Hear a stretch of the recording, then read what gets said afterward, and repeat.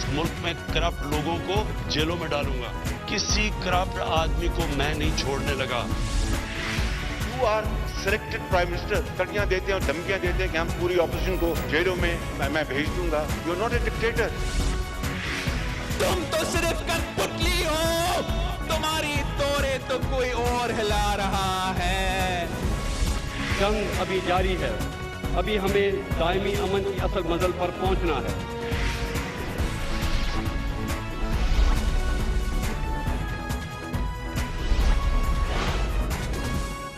आप देख रहे हैं खबरों, तबसरों और तज्जियात पर मबनी पाकिस्तान का सबसे मोतबर न्यूज शो दुनिया, कामरान खान के साथ। अस्सलाम वालेकुम, मैं हूँ कामरान खान।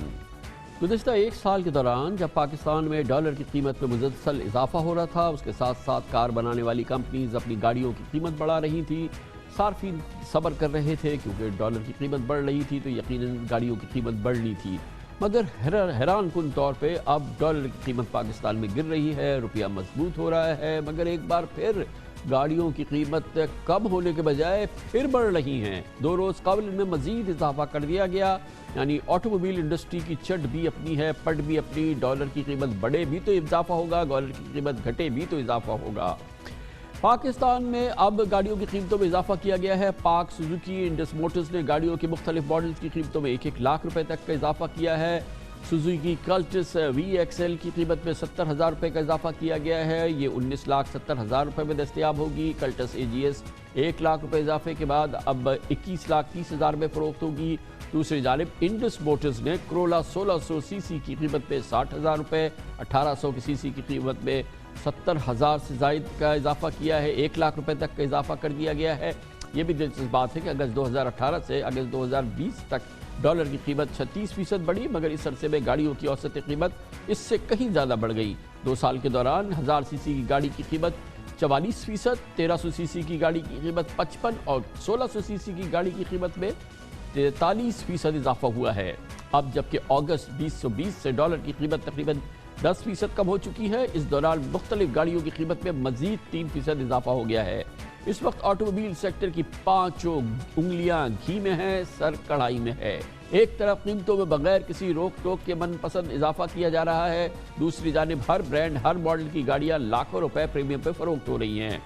डिमांड ज़्यादा है, सप्लाई कम है। सप्लाई जान के कम रखी जाती है या ये वाकई डिमांड इतनी ज़्यादा हो गई है, ये हम नहीं कह सकते। इसीलिए कारों की फौरी डिलीवरी पर कीमत से ज़्यादा रकम देने का सिलसिला आम बन चुका है। इस वक्त मुख्तलिफ गाड़ियों पर प्रीमियम की अदायगी 8 लाख रुपए तक पहुंच गई है। अगले साल गाड़ियों की डिमांड में 17 और 2022 में 24% तक इजाफे का इम्कान है। PTI की हुकूमत के बाद उम्मीद थी कि चंद कार मैन्युफैक्चरर्स का कार्टेल ख़त्म हो जाएगा। यकीनन कुछ नए प्लेयर्स दाखिल हुए, नए मैन्युफैक्चरर्स भी आए, कंपटीशन भी बेहतर हुआ है। सार्फिन को फ़ायदा होना चाहिए था, मगर कीमत के हवाले से फ़िलहाल फ़ायदा नहीं हुआ है। ऑटोमोबाइल इंडस्ट्री में क्या हो रहा है ये हम पूछेंगे। हमें ज्वाइन कर रहे हैं अहमद शहजाद, ये चेयरमैन है पाकिस्तान मोटर्स डीलर्स एसोसिएशन के। शहजाद साहब बहुत बहुत शुक्रिया। ये फरमाइएगा कि ये क्या हो रहा है? अब तो ज़ाहिर है रिकंडीशन गाड़ियाँ जो पहले आती थी और एक मिडिल क्लास लोगों के लिए एक बड़ा रास्ता था, वो तो सब बंद हो गया। अब सिर्फ ये नई गाड़ियों का काम होता है या सेकेंड हैंड गाड़ियों का होता है?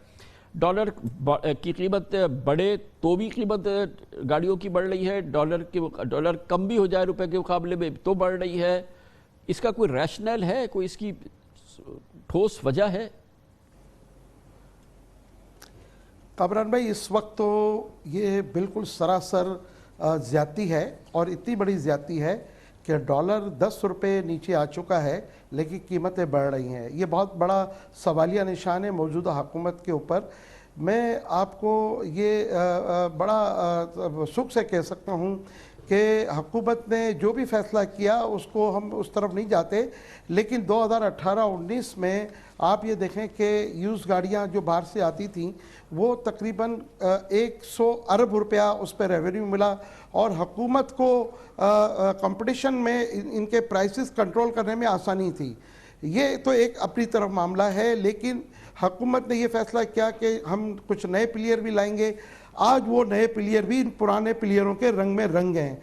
कामरान भाई, ये जो खित्ता है ना पाकिस्तान, یہ آٹو موبائل انڈسٹری کے لیے جنت ہے, جنت سے کم نہیں ہے. لیکن اس جنت کو یہ اس طرح لوٹ رہے ہیں.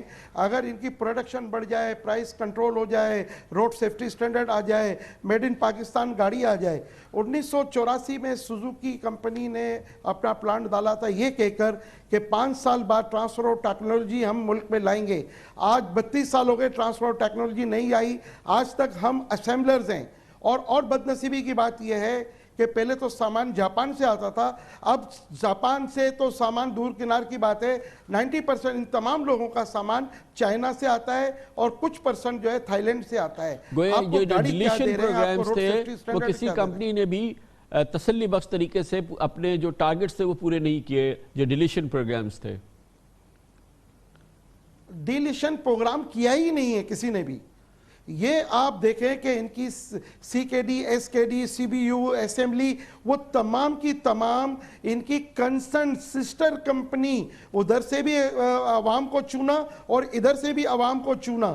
اور اس وقت قیمتیں اپنی جگہ ہیں. کامران صاحب, بلیک مارکیٹنگ میں اس وقت فارچونر کے اوپر 12 سے 13 لاکھ روپے آن ہے. آن تو لفظ نہیں کہوں گا میں, بلیک مارکیٹنگ ہے, اور 7 مہینے 8 مہینے کا ٹائم ہے. مگر اسی طرح کی کیفیت تو یہ جو ہونڈا وغیرہ اب آئی ہیں گاڑیاں, ان پہ شاید اس سے بھی زیادہ خراب صورتحال ہے. مگر جو اسمبلرز ہیں, یہ جو کارخانے والے, وہ کہتے ہیں اس سے ہمارا کوئی فائدہ نہیں ہے, ہمارا کوئی اس سے واسطہ نہیں ہے, یہ اوپن مارکیٹ ہے, وہاں پر یہ سب کچھ ہوتا ہے. تو آٹوموبیل جو ڈیلرز, جو مالکان ہیں گاڑیاں بنانے والے کارخانے, وہ کہتے ہیں ہمارا اس سے کوئی تعلق نہیں. خبر بھائی بہت جھوٹ کی بات ہے, اور یہ میں آپ کو کلیئر کر دوں, ان کو پرائرٹی میں ان کی گاڑیاں 500 1,000 گاڑیاں بک کرتے ہیں. یہ وہ گاڑیاں ہیں جو عوام کی بکنگ ہونی چاہیے, یہ پرائرٹی میں گاڑیاں دیتے ہیں. اور آپ دیکھیں, آج آپ گاڑی لیں, کل آپ کے نام کے پیپر آ جائیں گے. اور اگر آپ اور میں یا کوئی عام ہمارا جو بزنس مین ہے یا گاڑی کا خواہش مند ہے, اگر وہ جائے تو اس کو اس وقت ٹائم دے رہے 6 مہینے کا. آج اگر گاڑی مجھے ابھی ضرورت ہے تو بغیر بلیک کے میں گاڑی نہیں لے سکتا. قبر بھائی تو اس کا حل کیا ہے؟ دیکھیں نا شہزاد صاحب, اگر ڈیمانڈ زیادہ, سپلائی کم ہوگی تو اس قسم کی صورتحال پیدا ہوتی ہے. حکومت کیا کر سکتی ہے اس سلسلے میں؟ صارفین کے حقوق کا تحفظ کیسے ہو؟ حکومت بہت کچھ کر سکتی ہے اگر کرنا چاہے. 2.5 سال ہم نے بہت کوشش کی, ہم نے حکومت کو بہت زیادہ پریشرائز بھی نہیں کیا. حکومت نے کہا کہ جی بھئی وہ جو یوز گاڑیاں باہر سے آتی ہے اس پہ جو ہے وہ منی لانڈرنگ کا خطرہ ہے. یہ جو بلیک میں گاڑیاں بک رہی ہیں یہ منی لانڈرنگ نہیں ہے. میرا حکومت سے سوال ہے, میں حکومت سے اپیل کرتا ہوں کہ آپ چینی, چاول, آٹے کو چھوڑیں, ان کا آڈٹ کرائیں, آپ تمام چیز کو بھول جائیں گے. انہوں نے اس قدر جو ہے وہ کرپشن کی ہوئی ہے اس کے اندر, یہ سب ملے ہوئے ہیں. عام ڈیلر کو تو گاڑی ملتی ہی نہیں ہے. ان کی بکنگ کے لیے آپ جائیں, دنیا کا کوئی بھی شخص جائے, آتھرائز ڈیلر کے پاس جائے گا, اس کے بغیر گاڑی بک نہیں ہوتی. اور آتھرائز ڈیلر کو انہوں نے پرائرٹی میں 1,000 گاڑیاں جو یہ ان کا آتھرائز ڈیلر لیتا ہے وہ کیسے لیتا ہے؟ ایک ہی حل ہے کامران صاحب, ہمیں یوز گاڑیوں کی ڈائریکٹ امپورٹ الاؤ کریں تاکہ ہم ان کا مقابلہ کر سکیں. ان کے منہ جو ہے خون لگ چکا ہے, اور نئے پلیئر جو اب آئے ہیں جن کا ہم مثال کے طور پہ کہہ دیں کہ کیا آیا ہے, نیا اپنا ایم جی آیا ہے, اور اس کے علاوہ ہونڈائی آیا ہے, ان کی گاڑیوں پہ 7-7 لاکھ روپے آن چل رہا ہے, بلیک میں گاڑیاں بک رہی ہیں. آپ مجھے بتائیے نا کیا فائدہ ہوا ان چیزوں کا؟ میں اچھا یہ بتائیں کہ کیا اس آٹوموبیل انڈسٹری کا ظاہر ہے کہ اس انداز سے کوئی ریگولیٹر نہیں ہے کہ جو فیسلٹیز, جو سروسز, جو ایکسیسریز ہے اسی ماڈل کی, اسی انداز کی گاڑی میں, اس سے سستی گاڑی میں باہر ملتی ہے, وہ یہاں نہیں ملتی؟ یہ کس کی ذمہ داری ہے؟ کم از کم یہ تو انشور کریں کہ ایک طرح کے سٹینڈرڈز ہوں. دیکھیں یہ جو ہے ہماری جو منسٹری آف پروڈکشن ہے یہ اس کے زمرے میں آتا ہے, اور E D P, engineering development board, جہاں پر انہوں نے اپنے لوگ بٹھائے ہوئے ہیں, جبکہ یہ نیوٹرل باڈی ہونی چاہیے. ٹوئٹا, ہونڈا اور سوزوکی کے ملازم وہاں بیٹھے ہیں, حکومت سے بھی تنخواہ لے رہے ہیں, ان سے بھی تنخواہ لے رہے ہیں, اور ان کی تمام ڈیمانڈ کو یہ جو لوگ ان کے بیٹھے وہ پوری کرتے ہیں. جو ان کا لوکل اسمبلر کہتا ہے وہ بات लिख के ऊपर भिजवा देते हैं, कॉमर्स मिनिस्ट्री ओके कर देती है, FBR ओके कर देता है, मिनिस्ट्री ऑफ फाइनेंस वो ओके कर देता है। अब जाके मुझे ये लगा था कि शायद मिनिस्ट्री ऑफ प्रोडक्शन में एक अच्छा शख्स आया है और वो कुछ देखेगा, लेकिन मैं देख रहा हूँ जब से आने के बाद, उनके आने के बाद भी 2-2, 3-3 मरतबा कीमतें बढ़ चुकी हैं। मैं हमाद अजहर साहब की बात कर रहा हूँ, हमें ये उम्मीद थी कि शायद एक मेड इन पाकिस्तान गाड़ी ये इमरान खान के दौर में शायद बन जाए, लेकिन ऐसी कहीं कोई चीज़ नज़र नहीं आ रही, माँ सिवाय इसके कि अवाम को भी ये लोग लूट रहे हैं और हुकूमत को भी चूना लगा रहे हैं। हुकूमत को टोटल ये इंपोर्ट की मद में जो CKD, SKD और CUV उनकी आती है 25 से 30% मुश्किल से ड्यूटी मिलती है कामरान भाई, जबकि यूज गाड़ी में 100% से लेके 450% बहुत बहुत शुक्रिया Ahmad Shahzad, chairman Pakistan motor dealers association हमारे साथ मौजूद थे। वक्फे के बाद जिक्र होगा, दुनिया में कोरोना का दौरा है। इस वक्त पूरी दुनिया में 6.5 करोड़ लोग से ज़्यादा कोरोना से मुतासर हो चुके हैं, 15 लाख से ज़्यादा अमवात हो चुकी है। हालत यह है कि अमेरिका में ऑल टाइम हाई पेशेंट्स कल आए, तकरीबन 2.5 लाख के करीब है, किसी सूरत से काबू में नहीं आ रहा, मगर अब वैक्सीन मैदान में उतर चुकी है और अब वैक्सीन की लड़ाई शुरू होगी कोरोना से। कहा जा रहा है कि अगले 6 महीनों में कोरोना पे बड़ी हद तक पूरी दुनिया में काबू पा लिया जाएगा। इब्तदा होगी बरतानिया से, जहाँ पे पीर से फाइज़र की वैक्सीन का आगाज़ कर दिया जाएगा। बरतानिया तमाम दुनिया में सबसे पहले प्रॉपर तरीके से वैक्सीन लगाने का आगाज़ कर रहा है। तमाम उम्र की बात करते हैं छोटे से वक्फे के बाद। Welcome back. कोरोना वायरस दुनिया भर में 15 लाख से ज़ायद जानें ले चुका है। इससे 6.5 करोड़ अफराद इस दुनिया में मुतासर हो चुके हैं और इससे बचाव के लिए अब बरतानिया, अमेरिका, चीन और रूस की वैक्सीन तैयार है, जो कि कहा जा रहा है कि आखिरकार इस मर्ज का, इस वायरस का तीर बहदफ नुस्खा तैयार हो गया है। लेकिन सबसे पहले इसकी इस्तेमाल की इजाज़त अमरीकी कंपनी फाइज़र और जर्मन कंपनी बायोएनटेक के इश्तराक से बनी वैक्सीन को मिली है। बरतानिया ने इस मामले में अमेरिका को पीछे छोड़ते हुए पहल कर दी है। बरतानिया में अगले हफ्ते यानी पीर के रोज़ से इस वैक्सीन का इस्तेमाल का आगाज़ हो जाएगा। पीर के रोज़ सुबह 7 बजे बरतानिया के मखसूस हॉस्पिटल में इसका आगाज़ हो जाएगा, जहाँ कोरोना वायरस 60,000 जानें ले चुका है। वज़ीर आज़म बोरिस जॉनसन कहते हैं कि बरतानिया दुनिया के सबसे पहले वैक्सीनेशन प्रोग्राम की तैयारी कर चुका है। NHS has been preparing for the biggest program of mass vaccination in the history of the UK, and that's going to begin next week. The first phase will include care home residents, health and care staff, the elderly, and those who are clinically extremely vulnerable. I have high hopes that eventually the vaccine will make a very, very significant difference to the way we live our lives. अब अमरीकी drug regulators पर मजीद दबाव है कि वो भी vaccine के इस्तेमाल की जल्द अज जल्द एमरजेंसी अप्रूवल दे दें। अमरीका में इस वक्त दुनिया में कोरोना से सबसे ज़्यादा मुतासरा मुल्क है, जहां गुज़िश्ता रोज़ एक दिन में अमवात का 8 महीने का रिकॉर्ड टूट गया। 15 अप्रैल के बाद कल सबसे ज़्यादा 3,157 अमवात हुई। फाइज़र के साथ अमरीकी कंपनी मॉडर्ना भी जल्द इजाज़त की मुंतज़िर है। उसने भी अपनी वैक्सीन अप्रूवल के लिए FDA को दे दी है। FDA के कमिश्नर कहते हैं कि ताख़ीर है, मगर इसकी एक वजह है। फाइज़र के अलावा ऑक्सफोर्ड यूनिवर्सिटी और स्वीडिश कंपनी एस्ट्राजेनेका के इश्तराक से बनाई गई वैक्सीन भी बस सामने आने को है और फाइज़र के मुकाबले में इसकी कीमत कम भी होगी। इसे 2 से 8 डिग्री दर्जे हरारत पर ट्रांसपोर्ट और स्टोर भी किया जा सकेगा। इसके साथ ही चीन ने भी कोरोना वायरस की वैक्सीन की लाखों खुराकें तैयार कर ली हैं। चीनी कंपनी साइनोवैक की वैक्सीन की पहली खेप ब्राज़ील भी पहुंच चुकी है। 5 चीनी वैक्सीन अपने ट्रायल्स के 3 मराहिल पूरी कर चुकी हैं और अब हुकाम से इजाज़त की मुंतज़िर हैं। चीन ने पाकिस्तान समेत 16 के क्लिनिकल ट्रायल्स किए। इसके साथ साथ ये भी खबरें हैं कि रूस ने भी अपनी कोरोना वैक्सीन की तैयारी में कामयाबी हासिल कर ली है। रूसी वज़ीर सेहत के मुताबिक रूस में 1 लाख लोगों को वैक्सीन लगा भी दी गई है और रूसी कंपनी फाको का मिस्र से 2.5 करोड़ डोजेस का माहिदा भी हो चुका है। बहरहाल इस तारीखी मरहले का आगाज़ यानी कि वैक्सीन का कोरोना के लिए इस्तेमाल का आगाज़ पीर को बरतानिया से होगा, जहां हम जाएंगे मैनचेस्टर, जहां पे मौजूद हैं जनाब doctor Salman Shahid, regional director हैं कोविड वैक्सीनेशन प्रोग्राम मैनचेस्टर में, कंसल्टेंट भी हैं नेशनल हेल्थ सर्विसेज NHS के। बहुत बहुत शुक्रिया डॉक्टर साहब। मंडे को बताया गया है कि इसका आगाज़ हो जाएगा और इसके लिए सबसे पहले जो हॉस्पिटल वर्कर्स हैं, जो फ्रंट लाइन वर्कर्स हैं, ان کو لگایا جائے گا. لنڈن، مانچسٹر اور یا کسی اور جگہ سے بھی اس کا باقاعدہ آغاز ہوگا منڈے کو؟ جی بالکل کامران صاحب، اس کے اوپر ہم نے پہلے ہی سے کام شروع کر دیا تھا. For the last 4 to 6 weeks ہم اس کی ساری آپریشنز اور اس کی لاجسٹکس پہ کام کر رہے تھے. جس طریقے سے آپ کو پتا ہے کہ فائزر کی ویکسین اور موڈرنا کی ویکسین ایکسٹریم ٹیمپریچرز پہ مینٹین کرنی ہے، تو اس کی کولڈ چین کو مینٹین کرنا ہمارے لیے ایک ٹف چیلنج اور ٹف ٹاسک ہے. اور اسی سلسلے میں پچھلے 4 سے 6 ہفتے میں ہم اس کی ساری آپریشنل ایکٹیویٹی کو نیشن وائڈ ہم مانیٹر کر رہے تھے اور دیکھ رہے تھے کہ کیسے اس کی لاجسٹکس ہو پائیں گی.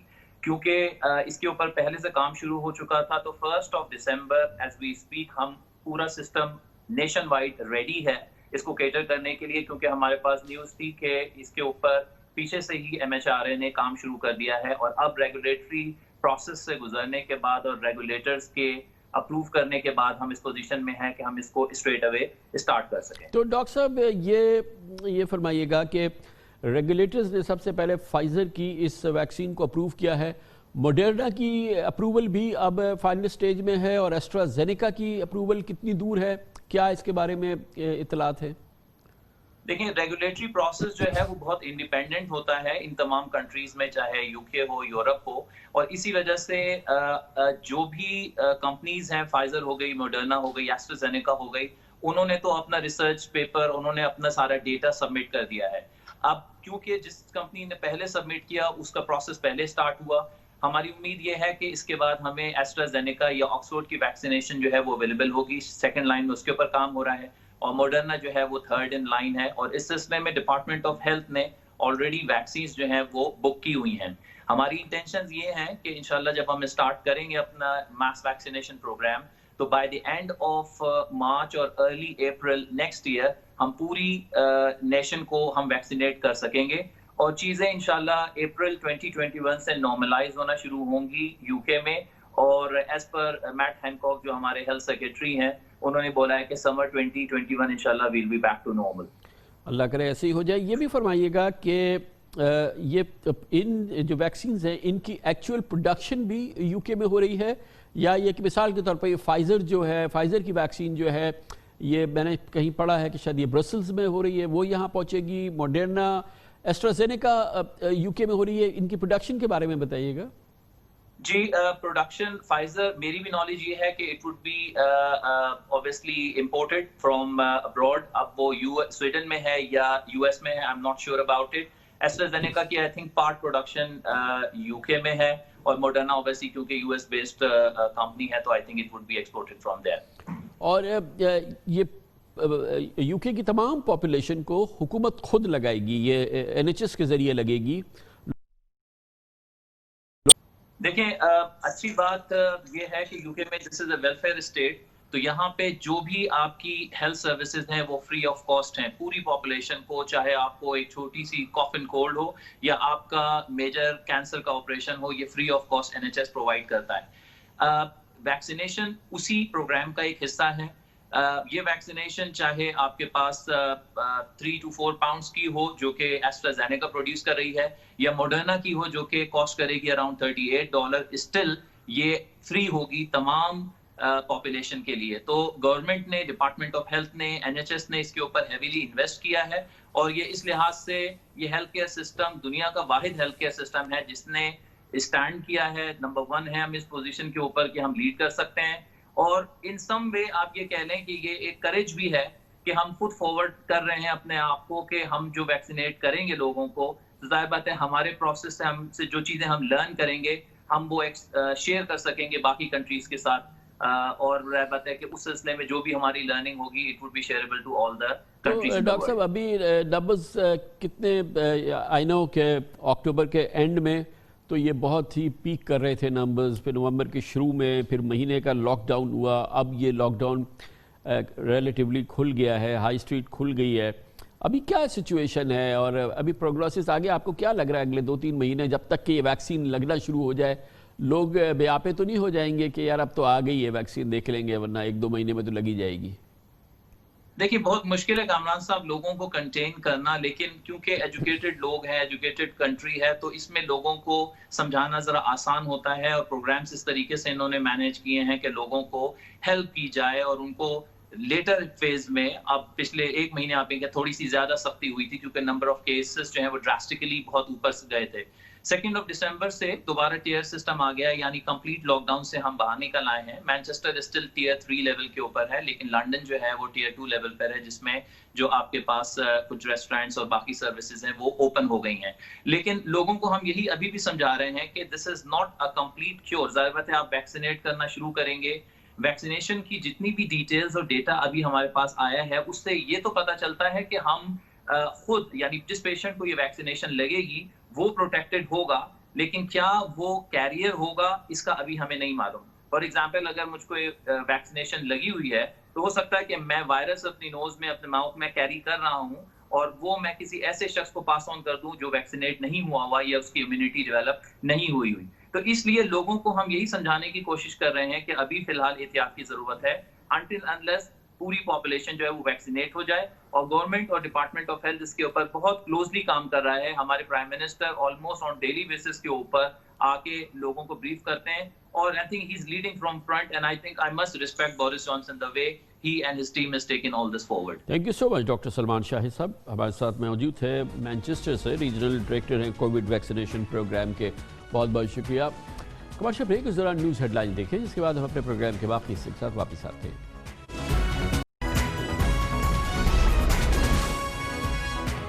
آپ دیکھ رہے ہیں خبروں, تبصروں اور تجزیات پر مبنی پاکستان کا سب سے معتبر نیوز شو دنیا, کامران خان کے ساتھ.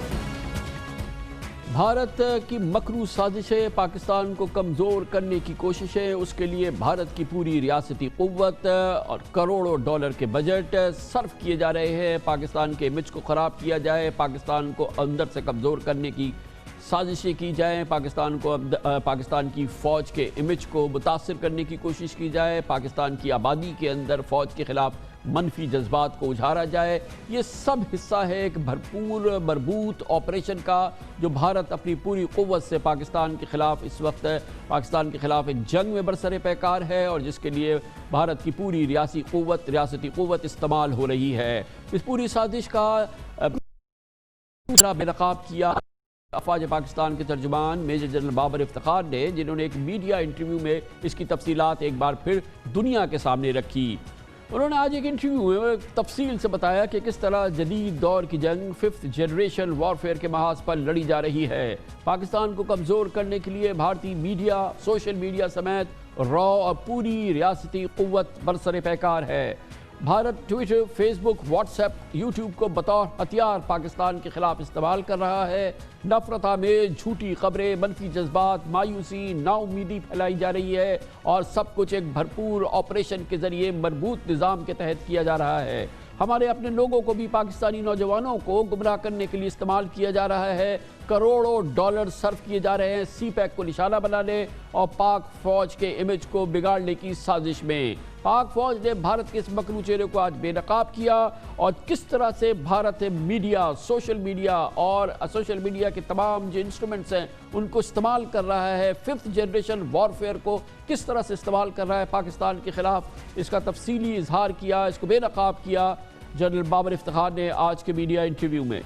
Social media that we're seeing right now, there's a massive increase in fake news, misinformation, disinformation about Pakistan, about the Pakistani army and so on. Recently we saw the hashtag trending in Twitter, civil war in Karachi. Now you're the head of Pakistan Army's Information Services wing. How do you intend to counter this? Can you do anything to counter this? There are so many examples. Like you just said, civil war in Karachi. I mean, what happened? There was nothing on ground. Pakistan is being subjected to this 5th generation warfare and hybrid applications in a massive way. It's a major challenge, especially what's happening on the social media.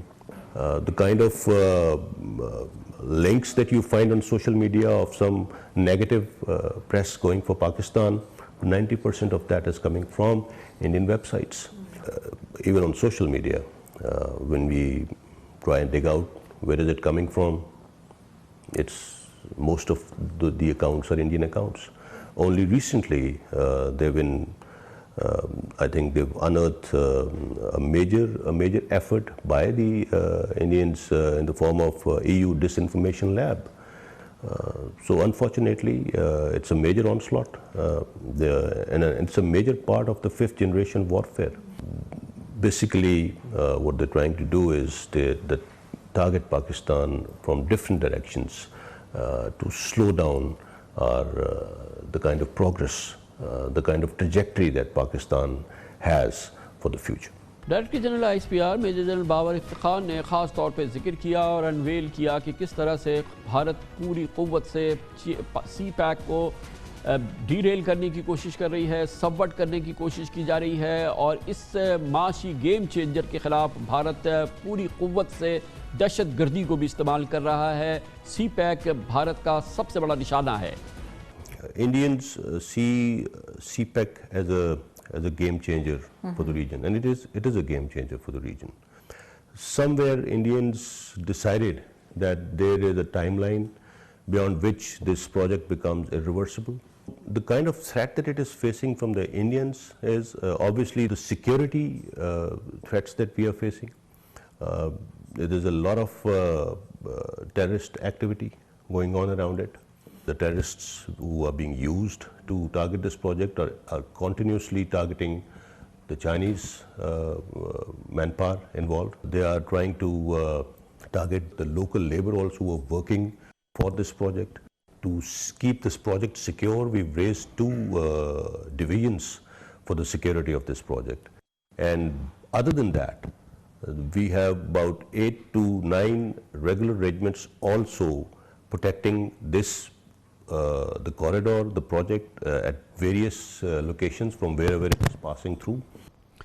خاص طور پہ major general Babar Iftikhar نے بتایا کہ کس طرح سے Bharat false flag operations launch کرتا ہے، پاکستان کو انوالو کرنے کی کوشش کرتا ہے، پاکستان کے نام کو خراب کرنے کی کوشش کرتا ہے، اور یہ سب کچھ اس وقت ہوتا ہے جب کوئی بڑا ایونٹ ہونے والا ہوتا ہے، اور اس طرح کے کئی واقعات موجود ہیں، اور اس طرح کی ایک ناکام کوشش کا باقاعدہ ذکر کیا، اس کو انویل کیا جنرل افتخار نے۔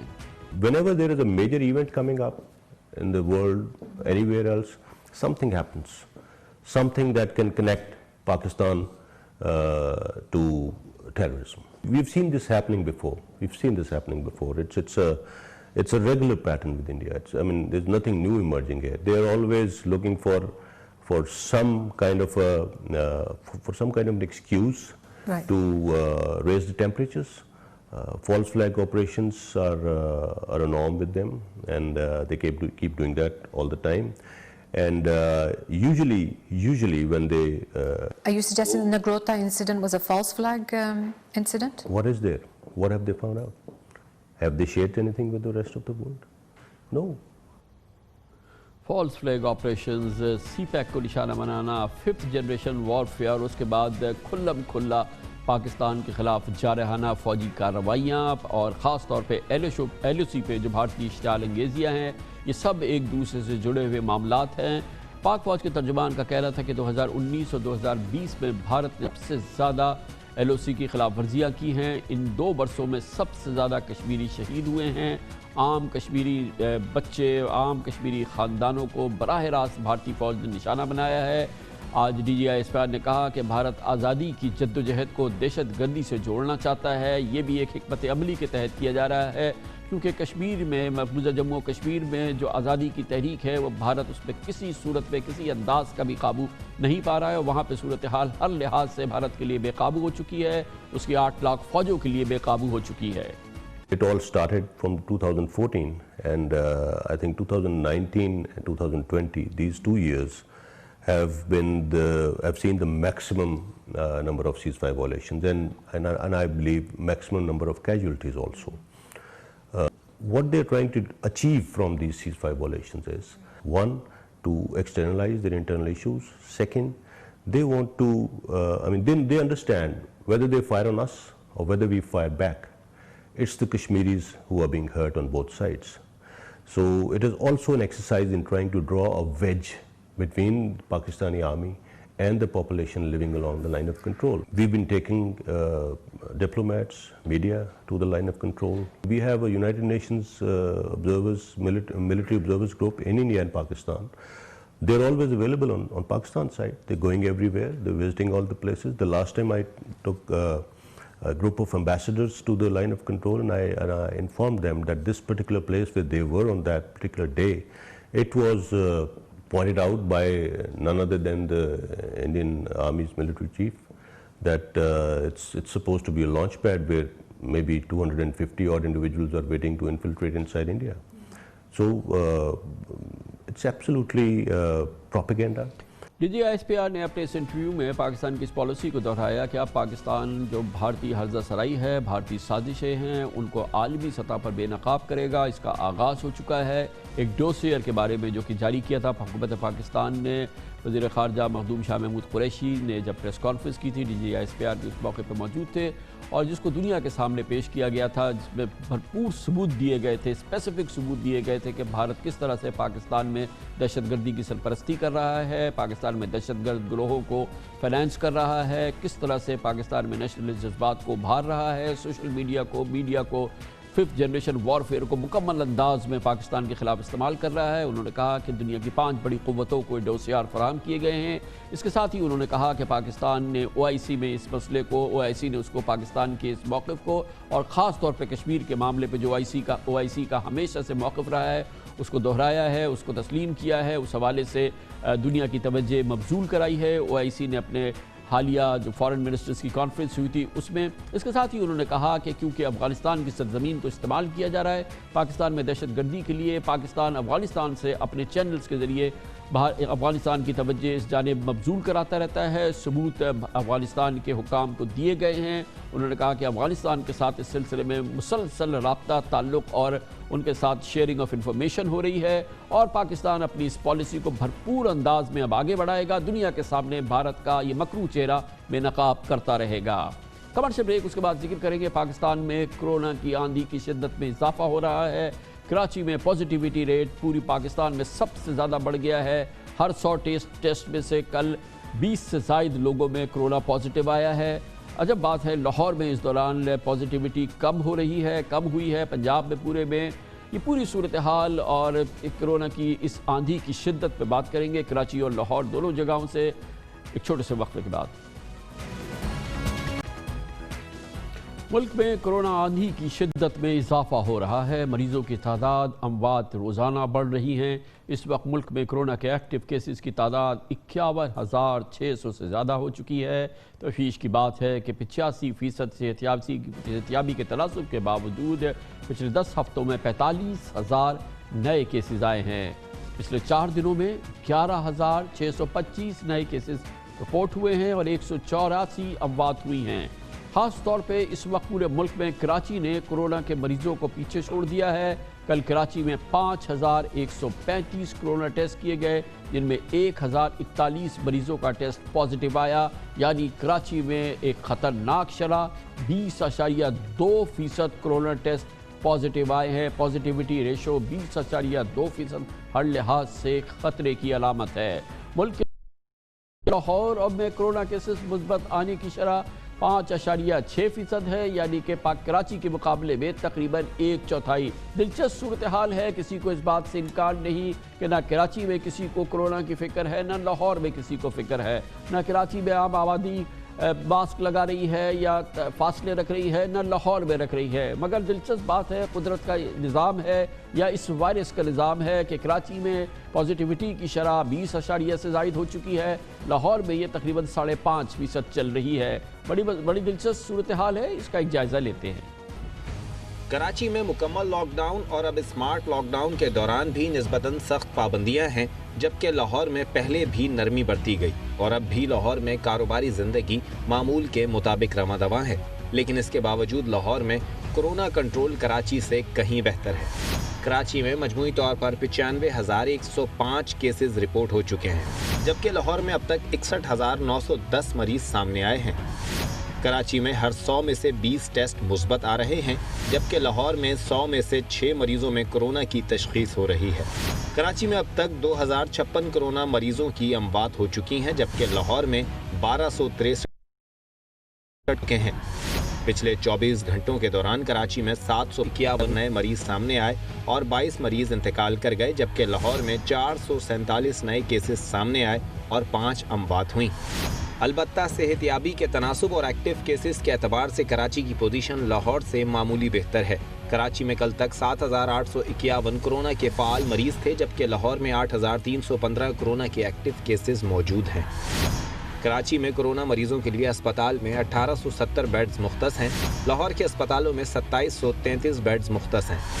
इस वक्त कराची में सरकारी और प्राइवेट अस्पतालों में 446 ICU और वेंटिलेटर बेड्स हैं, जबकि लाहौर में 356 वेंटिलेटर्स की सहूलत है।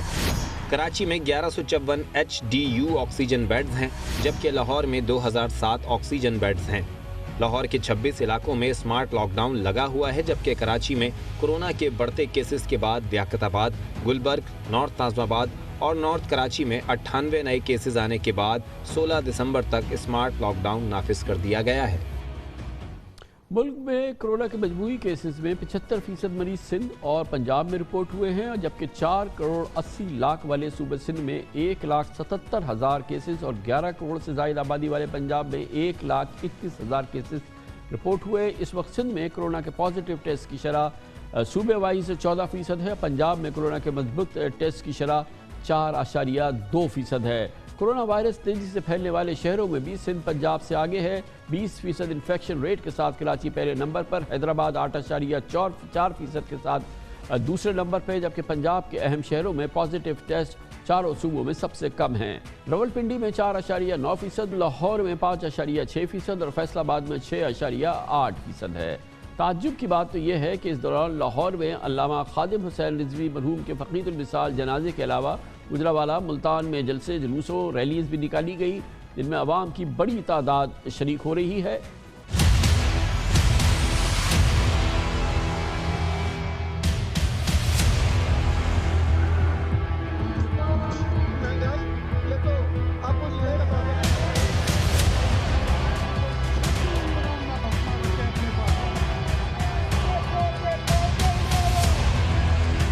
मंजर में आज इस्लामाबाद हाई कोर्ट ने कोरोना वायरस के बायस अवामी इज्तिमात पर पाबंदी की दरख्वास्त मुस्तरद की। Chief justice Islamabad high court justice Athar Minallah ने रिमार्क दिए कि जब एग्जीक्यूटिव अथॉरिटीज़ SOPs पर अमल दरामद नहीं करा सकती तो अदालत मुदाखलत नहीं करेगी। Chief justice Islamabad high court ने ऑब्जर्वेशन दी कि नाकाबिल तरदीद हकीकत है कि हालिया अरसे में कोरोना केसेस में इजाफा हुआ है। इस वक्त अपोजिशन और हुकूमती बेंचेस से तवक्को है कि वो कौम को मुत्तहिद करें। जस्टिस अतहर मिनल्लाह ने अपने तहरीरी फैसले में लिखा कि कोरोना के नुकसानात से निपटने के लिए पार्लियामेंट को फ़ाल बनाना मुंतखब हुकूमत की जिम्मेदारी है, जबकि आवाम की जानें बचाने के लिए अपने फैसलों पर अमल दरामद कराना भी हुकूमत की ही जिम्मेदारी है। जो भी रिमार्क्स हैं chief justice of Islamabad high court के, यकीनन वो 100% दुरुस्त है, और क्योंकि बिलाशुबा पाकिस्तान में बज़ाहिर समझदार नज़र आने वाले लोगों को भी कोरोना की कोई फिक्र नहीं है। अवाम की अक्सरियत कोरोना से इनकारी है। यकीन नहीं आता तो खुद ही देख लें, हम आपको दिखाते हैं, कराची वाले हों या लाहौर वाले, ये ना मास्क की परवाह करते हैं ना फासले का ख्याल।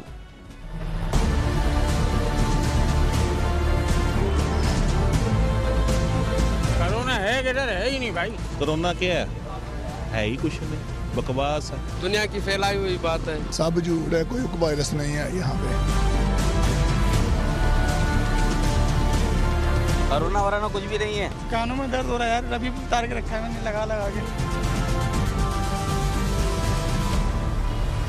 इस हवाले से आज सदर ममलिकत जनाब आरिफ अलवी ने कोरोना SOPs का असरनौ जायज़ा लेने के लिए चारों सूबों के गवर्नर्स, वज़ीर दाखिला एजाज शाह, वज़ीर मजहबी उमूर पीर नूरुल्लाह कादरी और उलमाए कराम की एक बड़ी वीडियो कॉन्फ्रेंस की सदारत की। कोरोना से बचाव के लिए कल जुमे को मुल्क भर में यौम दुआ मनाने का फैसला किया गया। वफाकुल मदारिस ने इस इजलास में कोरोना SOPs पर अमल कराने की यकीन दहानी भी कराई। कराची और लाहौर की सूरत हाल, पाकिस्तान में कोरोना की आंधी, उसकी शिद्दत में इजाफा, इन तमाम उमूर पर बात करने के लिए हमें ज्वाइन कर रहे हैं कराची से डॉक्टर अब्दुल बारी खान, सरबराह इंडस हॉस्पिटल। लाहौर से हमें ज्वाइन करेंगे doctor Javed Akram, vice chancellor university of health sciences. बहुत बहुत शुक्रिया डॉक्टर साहबान आप लोगों का। डॉक्टर अब्दुल बारी खान साहब, आप फरमाइएगा, कराची में بہت ہی انٹینس اس وقت یہ آندھی چل رہی ہے کووڈ کی، اور کیا سچویشن ہے ہاسپٹلز کی، اور کتنی اس وقت کیفیت جو ہے اوورآل خطرناک ہے؟ السلام علیکم کامران بھائی، بہت ہی بری صورتحال ہے، اور پازیٹیوٹی جیسے آپ نے بتایا 20 پوائنٹ کچھ % ہے، میرے خیال میں اس سے زیادہ ہوگی، کیونکہ بہت سارے لوگ جن کے گھر پہ کوئی پازیٹیو آیا اور باقی کچھ سمٹمز آئے وہ ٹیسٹ نہیں کراتے، وہ کہتے ہیں ہم کو بھی کووڈ ہوگا، تو اس سے زیادہ ہوگا۔ ہسپتالوں میں لوڈ بڑھتا جا رہا ہے، اور رسپانس کافی لوگ داخل ہیں، آئی سی یوز میں بھی ہیں، اور ہائی آکسیجن پہ بھی لوگ چل رہے ہیں، اور یہ تو فارچونیٹلی جولائی اگست میں کچھ کیپیسٹی بڑھا دی گئی تھی، لیکن اگر وہی صورتحال ہوتی تو آج بہت برے حالات ہوتے، اور جس طریقے سے آپ نے دکھایا بھی، آپ نے بتایا بھی کہ لوگ کسی طریقے سے رویوں میں تبدیلی نہیں آ رہی لوگوں کے اندر، تو یہ مسائل اور بڑھیں گے، اور اگر اسی طرح جاری رہا تو میرے خیال میں یہ آؤٹ آف کنٹرول ہو جائے گی چیز۔ ڈاکٹر جاوید اکرم صاحب، آپ فرمائیے گا، پنجاب کی اوورآل صورتحال اتنی گرم نظر نہیں آتی جتنی سندھ کی ہے۔ تھینک یو کامران بھائی، میرا خیال ہے کہ یہ پری میچور ہوگا کہنا کہ کہاں کی صورتحال کیسی ہے۔ ظاہر ہے کراچی ایک بہت بڑا شہر ہے، اور اس بیماری کا ڈائریکٹلی تعلق ہے پاپولیشن ڈینسٹی سے، اور میں سمجھتا ہوں کہ پاپولیشن ڈینسٹی کیونکہ ادھر اور حیدرآباد میں زیادہ ہے، بڑے شہر ہیں، تو ابھی تک یہ شہری علاقوں میں زیادہ ہے بیماری، لیکن اللہ نہ کرے کہ جیسے انڈیا میں ہوا کہ سپل اور افیکٹ آیا تو وہ بہت مشکل ہو جاتا ہے۔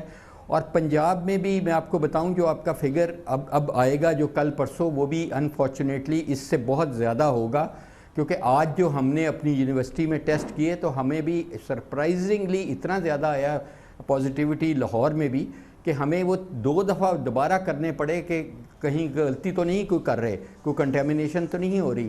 اس لیے جیسے میرے بھائی باری صاحب نے کہا ہے کہ حالت واقعی ہی تشویشناک ہے، اور اس میں سب سے بڑی تشویش کی وجہ یہ ہے کہ بیہیویئرل چینج جس کی ہم بات کر رہے ہیں وہ نہیں آ رہا، اور ہماری قوم جو ہے یہ پینڈیمک فٹیگ سے نہیں نکل رہی۔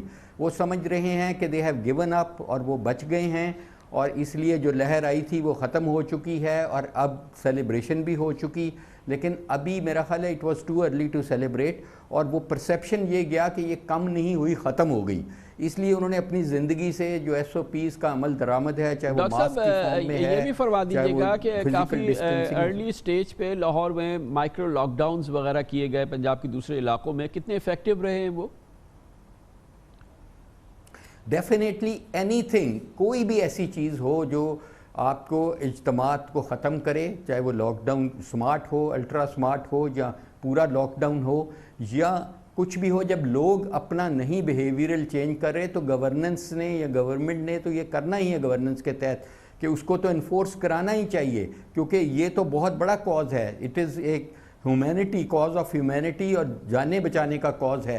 تو جو بھی کوئی بھی اجتماعات ہیں، چاہے مذہبی ہیں، چاہے سیاسی ہیں، چاہے کوئی بھی ہیں، اس وقت تو میرا خیال ہے کہ اس کی ٹالرنس بالکل نہیں ہونی چاہیے، زیرو ٹالرنس ہونی چاہیے، کیونکہ this will result in loss of human life, جس کو کبھی بھی ارریپیریبل ہے۔ ویکسین بھی آ جائے تو اگر ہم زندہ رہیں گے تو ویکسین سے فائدہ حاصل کریں گے۔ ڈاکٹر عبدالباری صاحب یہ فرمائیے گا، یہ کراچی میں جو اتنا بڑا سرج ہے، اس کے کلسٹرز ہیں کوئی جو کہ سب سے زیادہ انفیکٹڈ نظر آتے ہیں علاقے، کلسٹرز، اور کوئی خاص جو ہمیں اس میں نظر آتی ہو سملیرٹیز جہاں جہاں سے یہ زیادہ کیسز سمجھ آ رہے ہیں؟ دیکھیں یہ بہت زیادہ اتنے اسپیسیفک کلسٹرز نہیں ہیں، جنرلائزڈ ہے زیادہ تر، اور میرا اپنا خیال یہ ہے کہ کراچی سندھ میں اور خاص طور پر کراچی میں جو ٹیسٹنگ اور ٹریکنگ جو ہے نا وہ بڑے اسٹرانگ طریقے سے جاری ہے اور ہمیشہ سے جاری رہی ہے، اور میرے خیال میں ہم کو باقی صوبوں میں بھی دیکھنا چاہیے کہ اور اس کو باریک بینی سے دیکھنا چاہیے کہ کیوں اتنا کم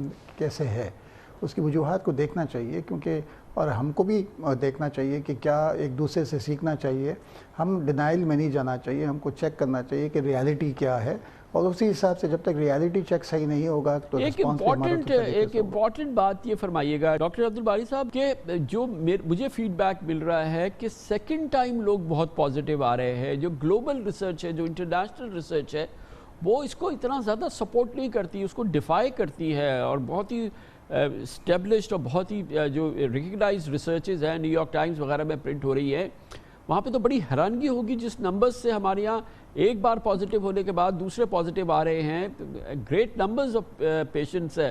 آپ کے خیال میں اس کی کیا وجہ ہے؟ جی ڈیفینیٹلی دیکھیں, ایک تو یہ ہے کہ جو یہاں پر جو ہے نا دنیا میں بھی آئے ہیں, پہلے پاکستان میں نہیں تھے لیکن دنیا میں بھی ایسے کیسز ہوئے کہ ری انفیکشن ہوا ہے, اور یہ بھی میں نے کچھ 2-4 جو نزدیکی تھے جن کو چیک کیا تو ان کا جو پہلا جو تھا وہ ان کا بہت ہی مائلڈ ڈیزیز تھی, ان کی اینٹی باڈیز بھی نہیں بنی تھی. تو ریسرچ ہو رہا ہے اور اب کافی نمبرز میں ہو رہا ہے, تو یہ یقیناً اس کے اوپر سوچنا پڑے گا, اور یہ جو ہے نا ہمارے آئی ڈی اسپیشلسٹ بھی اس کو دیکھ رہے ہیں, اور یہ بھی دنیا میں ہوگا. اس لیے ابھی تک ایک نیا وائرس ہے نا, اس کی ابھی تک کوئی بھی بیہیویئر سمجھ میں نہیں آ رہا ہے کسی کو. تو ڈاکٹر جاوید اکرم صاحب آپ فرمائیے گا, آپ تو ماشاءاللہ اس پہ بڑے انٹینسلی ریسرچ میں بھی انوالو ہیں, یہ کیا ہو رہا ہے؟ یہ تو 1-2 ہو جائیں, 2-4 ہو جائیں, 6-8 ہو جائیں, لیکن ہم کم از کم کراچی میں ہمارا یہ ایکسپیرینس یہ ہے کہ we have scores and scores of cases جو کہ پہلے پازیٹیو ہو چکے ہیں اور اب پھر دوبارہ ان کا ہوا ہے, وہ پھر پازیٹیو ہو گئے ہیں. آئی ڈونٹ نو لاہور میں, پنجاب میں آپ کا کیا ایکسپیرینس ہے اور اس کی کیا ایکسپلینیشن ہو سکتی ہے؟ ہمارا بھی انفارچونیٹلی یہی ایکسپیرینس ہے کہ بہت سارے جو ری انفیکشن ہے. دیکھیں 2 چیزیں ہیں, ایک تو بہت سارے ایسے پیشنٹس ہوتے ہیں جن کو وہ پازیٹیو رہتے ہیں بہت دیر تک, وہ اتنا سیریس نہیں ہے کیونکہ اس وائرس کی فریگمنٹس جب یہ ڈیگریڈ کرتی ہے باڈی تو وہ بھی کئی ہفتوں تک یا مہینوں تک باڈی میں رہتے ہیں, اور وہ ہمارا جو RT-PCR ہے وہ بہت سینسٹیو ہے اور وہ پک کرتا رہتا ہے. دوسرا جو ہم دیکھ رہے ہیں کہ کیونکہ ہمارا ہوسٹ رسپانس بالکل فرق ہے اس وائرس کو, وائرس میں اتنی تبدیلی نہیں آئی. 139 میوٹیشنز ہیں, کنسیڈرنگ کہ 39,000 میوٹیٹنگ پوزیشنز ہیں اس وائرس کی, یہ اتنی سگنیفیکنٹ نہیں ہے. اور اس لیے جو ہوسٹ رسپانس ہے یہ بہت ڈفرینس ہے. ہمارا جینیٹکس بہت فرق ہے, ہمارے انوائرمنٹل فیکٹرز بہت فرق ہیں, ہمارے امیون سسٹم بہت فرق ہے, اسپیشلی BCG ویکسین وغیرہ جو ہم نے لگوائی اس کی وجہ سے اکثر لوگوں میں مائلڈ ڈیزیز ہوتی ہے جو پہلی ہوتی ہے. اور جیسے باری صاحب نے بالکل صحیح کہا کہ مائلڈ ڈیزیز کا نقصان یہ ہے یا اے سمٹومیٹک ڈیزیز کا کہ اس میں آپ کی اینٹی باڈیز کی جنریشن بہت کم ہوتی ہے. اور میں نے یہ دیکھا ہے کہ ماڈریٹ ڈیزیز میں بھی اینٹی باڈیز شروع پہ ضرور ٹائٹر اچھا ہوتا ہے IgG کا, لیکن they rapidly tend to lose the IgG. اور آفٹر 6 ویکس جو ہم ہرڈ امیونٹی کی بات کر رہے تھے وہ کہانی بالکل فکشن ہی رہ گئی, کیونکہ یہ اس کے ساتھ تو شارٹ ٹرم امیونٹی بھی بہت ایگزاسٹ کر جاتی ہے بہت جلدی, اور اس کے بعد ری انفیکشن اور پھر IgM کا بڑھنا. تو اس لیے میں سمجھتا ہوں کہ جو بھی جن کو ہو بھی چکا ہے یا جنہوں نے ابھی ویکسین بھی لگوا لی ہے ہمارے والنٹیئرز نے, وہ بھی یہ اس چیز سے بالکل مبرہ نہیں ہے کہ یہ نہیں ہوگا. اٹس ٹو ارلی ٹو سے کہ جی اب ہمارے میں اینٹی باڈیز ہیں تو اب ہم آزاد ہو گئے ہیں, ایسا کوئی سلسلہ نہیں ہے. یہ ایک ریئلٹی ہے اور اس کو بہت سیریسلی لینا چاہیے. ڈاکٹر باری صاحب یہ فرمائیے گا کہ اب as oppose to April May جون جو ہمارا رسپانس تھا ہاسپٹلس کا, ہماری فرنٹ لائن ہمارے میڈیکل ورکرز ہیں, اس کے مقابلے میں اب جو سرج ہے اس پہ جو آپ کا رسپانس ہے وہ اس کو تھوڑا سا اس کا فرق بتائیے, اور اب کتنی کامیابی آپ کو حاصل ہو رہی ہے, کتنے آپ کانفیڈنٹ ہے پہلے کے مقابلے میں؟ اب ڈیفینیٹلی جو کافی لرننگ زیادہ ہو گئی ہے دنیا کی بھی, اور اس کی اور شیئرنگ بھی ہوئی ہے. اب بہتر جیسے اسٹیرائڈس کا رول کافی آ گیا ہے اور صحیح وقت پہ دوائیاں استعمال ہو رہی ہیں, تو اس سے ریکوری ریٹ پہلے سے ڈیفینیٹلی بہتر ہوا ہے اس کے مقابلے. ڈاکٹر جاوید اکرم صاحب, پنجاب میں لاہور میں آپ لوگ بھی بہت ایکوپڈ ہیں اور زیادہ آپ سمجھ گئے اس بیماری کو, اس وائرس کو, ابھی رسپانس زیادہ سکسیسفل ہے جو جس طریقے سے آپ اس کو ڈیل کرتے ہیں؟ دیکھیں اس کے 2 عنصر ہیں. ایک تو جو باری صاحب نے کہا یہ بالکل ٹھیک ہے کہ ہمیں ایکسپیرینس اب کافی ہو گیا ہے, اور بہت ساری اسٹڈیز کے ہماری اپنی اسٹڈی پروٹیکٹ کا رزلٹ بھی ریلیز ہو گیا, ریکوری کا ہو گیا جو ایکیوٹ کیسز میں ہے جو UK کی ہے. اس میں کہا گیا کہ آپ اسٹیرائڈز دیں. ابھی ہم جو دیکھ رہے ہیں کہ جو ٹریٹنگ فزیشین ہے یہاں پہ وہ ریلیٹیوز کے اتنا انڈر پریشر آ رہے ہیں کہ ریلیٹیوز ان کو بالکل دے آر بینگنگ, اور ظاہر ہے ان کا کوئی چاہنے والا اگر وینٹیلیٹر پہ یا مر رہا ہے کہ we are over using now the steroids, اور اس کی وجہ سے نمونیاز بہت زیادہ ہو رہے ہیں. یہ it's a two edge sword. یقیناً بہت ہی مستند بات ہے. Doctor Javed Akram vice chancellor university of health sciences Lahore سے، ڈاکٹر عبدالباری خان مانی قائد سربراہ انڈس ہاسپٹل ہمارے ساتھ موجود تھے. کمرشل بریک، اس کے بعد ذکر کریں گے وزیر اعظم عمران خان کی دلی خواہش، سر توڑ کوشش، جدوجہد. ملک میں تعمیراتی انقلاب آئے، پاکستان بھر میں اس کے لیے واقعی ان کو کامیابی حاصل ہو رہی ہے، لیکن کنسٹرکشن کا ہب کراچی، یہاں پر بڑی طرح سے ان کو ناکامی ہو رہی ہے. حکومت سندھ نے اس حوالے سے رکاوٹیں کھڑی کر چکی ہے. واضح طور پہ لگ رہا ہے پچھلے 4 ماہ میں محض 19 پروجیکٹ اپروو ہوئے ہیں، 300 پروجیکٹ پھنسے ہوئے ہیں. لگتا یہ ہے کہ منظور کاکا دور کی واپسی چاہیے، جس انداز سے کام ہوتا تھا اسی انداز کی بحالی چاہیے. فی الحال عمران خان کی کراچی میں ناکامی ہے. اسی بات کرتے ہیں چھوٹے سے وقفے کے بعد. روکی ہوئی ہے وہ وہاں پر لٹکی ہوئی ہے. یہ پروجیکٹس منظوری کے لیے بلڈنگ کنٹرول میں جمع کرائے گئے ہیں، مگر اس پورے 4 مہینوں کے دوران محض 19 پروجیکٹس کی اپروول دی گئی ہے. اور اس کے برعکس اگر آپ لاہور میں دیکھیں، پشاور میں دیکھیں، پنجاب اور کے پی کی صورتحال دیکھیں تو زمین آسمان کا فرق نظر آتا ہے. سر توڑ کوششوں کے باوجود سندھ حکومت منظوریاں نہیں دے رہی ہے، اور یہ بات اب کسی سے چھپی ہوئی نہیں ہے کہ دراصل سندھ حکومت ایک بار پھر وہی چاہتی ہے جو سندھ میں ہوتا رہا ہے پچھلے 13 سال میں، یعنی کہ منظور قادر کاکا نظام آئے بلڈنگ کنٹرول میں. جی ہاں، یہ وہی کاکا ہے جس نے 2008 سے 2015 تک 8 سال بلڈنگ کنٹرول پر بلا شرکت غیر حکمرانی کی اور اپنے آقاؤں کو جی بھر کے خوش کیا. قائم جائز ہو یا ناجائز ہو، کاکا دور میں کاکا کو بھاؤ دو اور جیسی چاہو بلڈنگ کڑی کر دو. پیپلز پارٹی کی سندھ حکومت آج بھی ایسا لگتا ہے کہ آٹومیٹک اپروولز، ایک آسان اپروولز، ایسی اپروولز جس میں کہ رشوت نہ دی جائے، ایسی منظوری کو قبول کرنے کے لیے تیار نہیں ہے. وہ کہتی ہے نہیں چاہیے ہمیں ایسا نظام، ہمیں تو کاکا راج چاہیے. یہی وجہ ہے کہ وزیر اعظم کا کنسٹرکشن پیکج ہے، اس کا ایک سب سے بڑی رکاوٹ کراچی بن گئی ہے. کراچی جو پہلے ہی ایک بدترین صورتحال کا شکار ہے، اپنی سہولتوں کے اعتبار سے 97% سندھ کے بجٹ میں شامل کرنے کے باوجود یہاں کی تعمیراتی انڈسٹری کو چلنے نہیں دیا جا رہا. بلا شبہ وزیر اعظم کنسٹرکشن پیکج کی کامیابی کے لیے اس طرح کی محنت کر رہے ہیں جو اس معاملے میں اس سے پہلے کسی ہیڈ آف اسٹیٹ نے نہیں کی. ہر منگل کو کابینہ کے اجلاس میں کنسٹرکشن پر ہدایت جاری کرتے ہیں.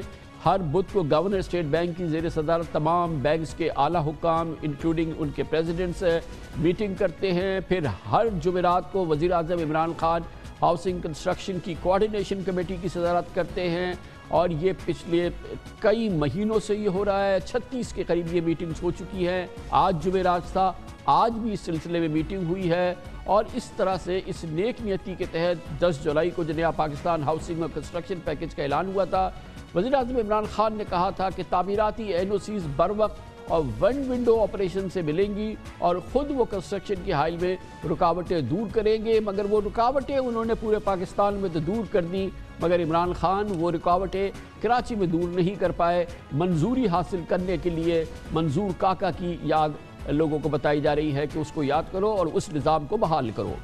ہم نے یہ فیصلہ کیا ہے سارے صوبوں کے ساتھ مل کے، جو ہر جگہ لوگوں کو بھاگا پھرنا پڑتا ہے NOCs کے لیے، وہ ہم نے بہت کم کر دی. ہر صوبہ 1 ونڈو آپریشن کر رہا ہے. ایک پورٹل ہوگا، اس کے اوپر وہ جائیں گے، یعنی کم سے انسانوں کے پاس نہیں جانا پڑے گا. ویب سائٹ پہ جائیں گے اور ادھر جا کے ان کے سارے مسئلے حل ہوں گے. پھر ٹائم لمٹ ہوگا اپروولز کا. یہاں جب اپروول نقشے نہیں اپروو ہوتے، پھر وہ بھاگے پھرتے ہیں، کئی سال لگ جاتے ہیں. اس کے لیے بھی اب ہم نے ٹائم لمٹ دے دی ہے، اور مختلف جگہ پہ کئی 30 دن ہیں، کئی کسی اپروول کے، یعنی ہر اپروول کا ٹائم لمٹ دے دیا. یہ جو کمیٹی بیٹھے گی جس کو میں پریزائڈ کروں گا اور ہر ہفتے اس کی میٹنگ لوں گا، یہ کمیٹی مسلسل ہر روز اب یہ رکاوٹیں دور کرتی رہے گی کنسٹرکشن انڈسٹری کے لیے بھی، اور پھر دیکھتی رہے گی صوبوں سے کہ کیا کیا مسئلے آ رہے ہیں. اس کا سب سے بڑا مقصد یہ ہے کہ یہ رکاوٹیں دور کرے کنسٹرکشن انڈسٹری کے سامنے.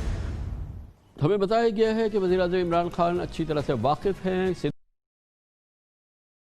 ہر جمعرات کو اس میٹنگ میں کراچی کے حوالے سے جو منظوریاں ہوتی ہیں اس کا وہ خود بذات خود جائزہ لیتے ہیں. چیف سیکرٹری سندھ ان کو رپورٹ دیتے ہیں، اور ہر بار وہی رپورٹ ہوتی ہے جو گزشتہ بار ہوتی ہے. اب صورتحال یہ ہے کہ وزیر اعظم عمران خان کنسٹرکشن پیکج کا حصہ بننے والے کراچی کے عوام، بلڈرز اور کنسٹرکشن کمپنیاں اپنے منتخب نمائندوں کی جانب دیکھ رہے ہیں، وہ پی ٹی آئی کی جانب دیکھ رہے ہیں جن کو کراچی سے ووٹ ملا تھا، یہاں سے ان کو اکثریت ملی تھی، جبکہ پی ٹی آئی اور اس کے M N As, M P As اور اس کے منتخب نمائندے اس پوری صورتحال کا ایک سائیڈ لائن سے بیٹھ کے نظارہ کر رہے ہیں۔ کنسٹرکشن پیکج کے تحت پنجاب اور کے پی میں تعمیراتی اجازت ناموں اور بلڈنگ پلان کی 1 ماہ میں منظوری ہو رہی ہے، دھڑا دھڑ منظوری ہو رہی ہے اور بھرپور انداز میں ہو رہی ہے، لیکن سندھ حکومت نے 4 ماہ کے دوران صرف 19 تعمیراتی منصوبوں کی منظوری دی ہے اور 300 کنسٹرکشن پروجیکٹس پھنسے ہوئے ہیں۔ یہ پوری صورتحال یقیناً اس تعمیراتی انقلاب کی جس کا خواب عمران خان دیکھ رہے ہیں اس کو ہر صورت میں ناکام بنانے کی پوری سخت رکھتی ہے، اگر فوری طور پہ کراچی کی صورتحال صحیح نہیں ہوئی، کیونکہ کراچی پاکستان کا تعمیراتی ہب ہے۔ اس پوری صورتحال پہ بات کرتے ہیں۔ وزیر اعظم کی ٹاسک فورس برائے کنسٹرکشن کے تمام معاملات چل رہے ہیں، اس ٹاسک فورس کے ممبر بھی ہیں، سابق چیئرمین ہیں ایسوسی ایشن آف بلڈرز اینڈ ڈیولپرز آباد کے جناب حسن بخشی ہمارے ساتھ موجود ہیں۔ بہت بہت شکریہ حسن بخشی صاحب۔ یہ جو 4-5 مہینے پہلے جب یہ پیکج لانچ کیا تھا پرائم منسٹر نے، اور یقیناً یہ ایک بہت ہی ایمبیشس پروجیکٹ تھا، اس کا اثر ہم پورے پاکستان میں دیکھ رہے ہیں جو انویژن کیا گیا تھا۔ آپ کے پاس تو پورے پاکستان کی خبریں آتی ہیں، کیا اس کا اثرات نظر آ رہے ہیں؟ دیکھیں، عمران خان صاحب اور ان کی ٹیم نے کچھ انقلابی اقدامات کیے ہیں جو میں سمجھتا ہوں پاکستان کی ہسٹری میں پچھلے 70 سال میں نہیں ہوئے۔ میں آپ کو مختصراً بتاؤں گا۔ سب سے پہلے ایف بی آر کے حوالے سے کہوں گا، انہوں نے فکس ٹیکس رجیم انٹروڈیوس کی، انہوں نے وتھ ہولڈنگ ٹیکس ختم کیا، اور انہوں نے ہمارے خریدار پہ 111 کا ایگزیمپشن دیا کہ جو ہم سے فلیٹ خریدے گا وہ ہمیں بھی دیا، پر ہم یوز نہیں کر رہے ہیں، پر ہمارا خریدار جو ایک غریب آدمی ہے وہ ٹیکس کے پیپرز نہیں رکھ سکتا، وہ بھی ان کو دیا۔ اس کے بعد نیپرا جو ریگولیٹری اتھارٹی ہے وہ پورے پاکستان میں موجود تھی، پر ہر ڈسکو جیسے Karachi electric supply corporation, Hyderabad electric supply corporation, Sukkur, Lahore, یہ اپنی منمانی کر رہے تھے۔ پہلی بار عمران خان کے ٹینیور میں یہ حکم صادر ہوا، یہ بہت بڑا اقدام ہے۔ اس کے بعد تیسرا جو کام ہوا وہ ہوا اسٹیٹ بینک اور بینکس کی فائنینسنگ کا۔ اس سے پہلے کبھی غریب آدمی کو فائنینس نہیں ملتا تھا اور نہ وہ مکان لے سکتا تھا، نہ بلڈر کی توجہ جاتی تھی کہ افورڈیبل ہاؤسنگ بنائے، کیونکہ جو اس کا ٹارگیٹڈ کلائنٹ تھا اس کے پاس پیسے ہی نہیں تھے۔ تو گورنمنٹ نے تھرو منسٹری آف فائنینسنگ اس کو سبسڈائز کیا، اور پہلی بار آج پاکستان میں پاکستان کے غریب آدمی کو 5% پہ فائنینسنگ مل رہی ہے ایزی ٹرمز پہ، اور جو کرائٹیریا ہے وہ بھی بڑا آسان کیا گیا۔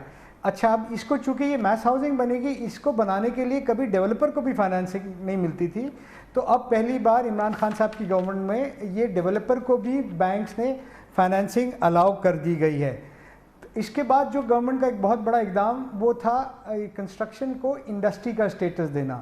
انہوں نے انڈسٹری کا اسٹیٹس دیا، اور اس کی وجہ سے آج اگر ہم کوئی مشینری وہ امپورٹ کرتے ہیں تو ہم پہ انکم ٹیکس جو ہے 6% کے بجائے 2% ہوگا، وہ بھی ایڈجسٹیبل ہوگا۔ اگلے فائنینشیل ایئر میں سیل ٹیکس میں بھی کچھ مراد دینے جا رہے ہیں۔ اس کے بعد ایک بہت بڑا اقدام، یہ تمام چیزیں جو میں کہہ رہا ہوں یہ 70 سال میں نہیں ہوئی تھی۔ سول ایویشن کا ایک قانون ہے جس کو کہتے ہیں رول 68، جس میں 1912 کے حساب سے، قانون کے حساب سے سب سٹینڈرڈ بنے ہوئے تھے، اور جہاز کے اڑنے کا، جہاز کی ٹیکنالوجی کا، جہاز کی اکوپمنٹ کا وہ فنل ایریا ڈیزائن تھا۔ عمران خان صاحب نے ڈائریکشن دیا کہ آج کا جو انٹرنیشنل ایویشن سٹینڈرڈ ہے اس کے حساب سے ان تمام چیزوں کو لایا جائے، تاکہ ہمارا شہر، اور یہ پاکستان کے 5 بڑے شہر جس میں کراچی بھی ہے، لاہور بھی ہے، اسلام آباد بھی ہے، پشاور بھی ہے، اور شاید ملتان یا فیصل آباد ہے، ان تمام شہروں میں ہائی رائز بلڈنگ کے لیے انٹرنیشنل ایویشن سٹینڈرڈ کے مطابق آج بلڈنگیں بنیں گی۔ ایک رکاوٹ تھی سوئی سدرن، مطلب گیس کمپنیز اور الیکٹریکل کمپنیز، اور یہاں بھی بہت ڈیلیز تھے، اور بہت مطلب ایسی چیزیں تھیں کہ جس کو ہم کہتے ہیں روڈ بلاکس تھے۔ پچھلی 2 میٹنگ میں پرائم منسٹر صاحب نے کنزیکٹیولی ان چیزوں کو اٹھایا، اور یہ میں بہت اطمینان سے کہہ سکتا ہوں کہ اس میں سے 70% مسئلے مسائل حل ہو گئے یا حل ہونے جا رہے ہیں۔ یہ بتائیے گا کہ اس میں جو ایک سب سے بڑی جو چیز تھی وہ یہ تھی کہ جو ٹیکس ریلیکسیشن تھی، جس کو آپ نے 111 کہا کہ اس میں آپ کو ریلیکسیشن تھی، اور وہ اب 30 دسمبر کو ایکسپائر ہونے جا رہی ہے. یہ تو ریس اگینسٹ ٹائم ہے. اب تو اس کا مطلب ہے کہ 3-4 ہفتے رہ گئے صرف اس میں, 3 ہفتے رہ گئے. دیکھیں میں اس کو یوں کہوں کہ کامران خان صاحب اس میں اب کوئی ٹائم نہیں رہا ہے, ٹائم پورا ہو گیا ہے, کیونکہ اگر جس کا اپروول آج تک نہیں ہوا وہ یعنی 1 مہینے میں بھی آتے 1 مہینے میں 20 ورکنگ ڈیز رہ گئے ہیں, اس میں بھی نہیں ہوگا. تو اس میں میری گزارش ہوگی کہ اس ٹائم کو بڑھایا جائے. آپ نے پہلے اپنے انٹرو میں کہا سندھ کے حوالے سے, سندھ میں دیکھیے تقریباً 300 پروجیکٹ پینڈنگ اپروول ہیں بلڈنگ اتھارٹیز کے پاس, سندھ بلڈنگ کنٹرول اتھارٹی کے پاس, اور پچھلے 4-5 مہینے میں صرف 19 اپروول ہوئے ہیں. 300 وہ پروجیکٹ ہیں جو سبمٹ ہیں اپروول کے لیے, اور 250-300 وہ پروجیکٹ ہیں جو ان لائن کھڑے ہیں کہ آگے والے نکلیں گے تو ہم بھی سبمٹ کریں گے. تو یہ کیا جواب دیتا ہے سندھ کے چیف سیکرٹری جب ہر جمعرات کو میٹنگ ہوتی ہے پرائم منسٹر کی لیڈرشپ میں؟ آفٹر آل کیا کہتے ہیں, ہم کیوں نہیں بننے دے رہے, کیا وجہ ہے, کیا مطلب ایک اتنا بڑا پورے پاکستان میں کام ہو رہا ہے, سندھ کیا کہتا ہے کہ وہ کیوں نہیں بننے دے گا, یہ کیوں اپروولز نہیں دیں گے؟ کیا وہی منظور خادر کاکا کا نظام چاہیے, کاکا نظام چاہیے تو پھر چلے گا کام؟ دیکھیے اس میں یہ کہوں کہ سی ایس اپنی کوشش کر رہے ہیں, جتنی ان کی لمیٹیشنز ہیں وہ کوشش کر رہے ہیں کہ یہ معاملات ریزالو ہوں, پر ہمیں اس کو اس میں دیکھنا کہ یہ 600 پروجیکٹ یا 500 پروجیکٹ یہ 1 ٹریلین روپے کی اکانومی ہے, اور اگر یہ سندھ گورنمنٹ نے یا سندھ بلڈنگ کنٹرول اتھارٹی نے اپروو کر دیے تو اس کا سب سے بڑا بینیفیشری سندھ ہی ہوگا. اکنامک ایکٹیویٹی بھی یہاں جنریٹ ہوگی, یہاں انڈسٹریلائزیشن سے مراد یہ ہے کہ یہاں پر فیکٹریاں لگیں گی, یہاں پر آپ اسٹیل کی بھی فیکٹری لگے گی, یہاں ایلومینیم کی بھی فیکٹری لگے گی, یہاں ٹائل کی بھی فیکٹری لگے گی, اور امپلائمنٹ بھی جنریٹ ہوگی. تو میں یہ سمجھتا ہوں کہ ہمیں اور سندھ گورنمنٹ کو اس میں بہت کلیئر سٹانڈس لینا چاہیے, اور فی الفور یہ جو اپروول ہیں, کیونکہ یہ وہ اپروول ہیں جو اس ملک کی بے روزگاری کو دور کر سکتے ہیں, یہ وہ اپروول ہے جو خواب پرائم منسٹر بھی دیکھتے ہیں اور ہمارے تمام پولیٹیکل لیڈر حضرات بھی دیکھتے ہیں کہ ایک بھی اسکلڈ آدمی فارغ نہیں ہو. یہ وہ انڈسٹری ہے, جب انڈسٹری کنسٹرکشن چلتی ہے تو 72 انڈسٹریز چلتی ہیں. میں یہ سمجھتا ہوں اس پہ پولیٹکس کو سائڈ پہ رکھ کے, اس میں دیگر معاملات کو سائڈ پہ رکھ کے, ایک ویژن کے ساتھ, ایک گول کے ساتھ سارے آپ لوگ, تو میں یہ دیکھ رہا ہوں کہ پچھلے 1.5 سال سے 1 ونڈو آپریشن کی بات کر رہے ہیں, ایک پورٹل کے تھرو اپروولز کی بات کر رہے ہیں. یہ 1.5 سال کے اندر یہ پھر پرائم منسٹر لگے ہوئے ہیں 6 مہینے کے اندر. کیا سندھ کا فیصلہ یہ ہے کہ نہیں ہونے دیں گے, ہم اس قسم کی کوئی چیز نہیں ہونے دیں گے؟ دیکھیں میں سمجھتا ہوں کہ سندھ نے اگر جیسا آپ کہہ رہے ہیں یہ فیصلہ کیا ہے تو بہت انفارچونیٹ ہے, بٹ ابھی بھی دور نہیں ہے. ہم سندھ پچھلے 72 سال سے اس انڈسٹری میں پورے پاکستان میں لیڈ کرتا رہا ہے, اور آج بھی 80% آپ سمجھیں construction high rise vertical Karachi میں ہی ہے. آج بھی اگر ہم اپنا تھوڑا سا ڈائریکشن چینج کر لیں اور اس کو as a national economic revival plan 2020 لے کے چلیں تو میں سمجھتا ہوں کہ سندھ وہ میریکلز اچیو کر سکتا ہے جس کو تصور نہیں کیا جا سکتا, اور جس سے سارے پاکستان لیڈ کر رہا ہوگا. جی بہت شکریہ جناب حسن بخشی ہمارے ساتھ موجود تھے, سابق چیئرمین آباد. اس کے ساتھ ہی ہمارے آج کے پروگرام کا اختتام ہوتا ہے. کل آپ سے پھر ملاقات ہوگی انشاءاللہ. کل تک کے لیے کامران خان کو اجازت. اللہ حافظ ناصر. Hi, it's Sayyeda Shanaz here. Thank you for watching Dunya News. For more videos and updates, don't forget to click the subscribe button. Keep watching Dunya News.